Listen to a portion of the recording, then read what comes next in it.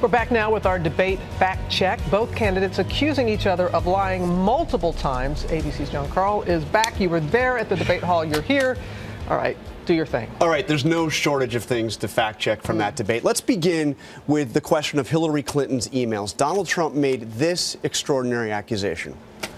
There has never been anything like this where emails and you get a subpoena. You get a subpoena, and after getting the subpoena, you delete 33,000 emails. Well, we rated that mostly true. In fact, Hillary Clinton did, or 33,000 of her emails were deleted just a week after she received a subpoena from the Congressional Committee investigating Benghazi. It's important to point out, though, that FBI Director James Comey said that he did not think that there was any, quote, evil intent or intent to obstruct justice, which appears to be what Donald Trump was suggesting. Then there was also the question of the Russian or alleged Russian hacking of the DNC. Here's what Donald Trump said about that. But I notice anytime anything wrong happens, they like to say the Russians. She doesn't know if it's the Russians doing the hacking. Maybe there is no hacking, but they always blame Russia.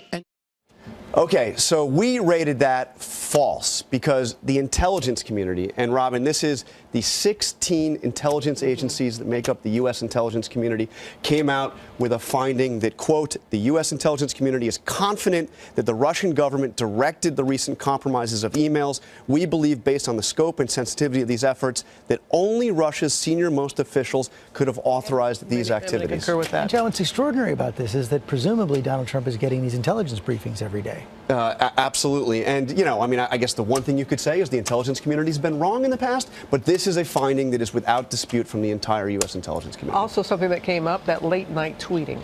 Yeah, absolutely. So this was, of course, the case of Alicia Machado. Here's what Donald Trump denied saying. Days after the first debate, you sent out a series of tweets from 3 a.m. to 5 a.m., including one that told people to check out a sex tape. Is that the discipline of good No, leadership? it wasn't check out a sex tape. It was just take a look at the person that she built up to be this wonderful Girl Scout, who was no Girl Scout. Well, now this one is point blank false. Donald Trump tweeted exactly what Anderson said.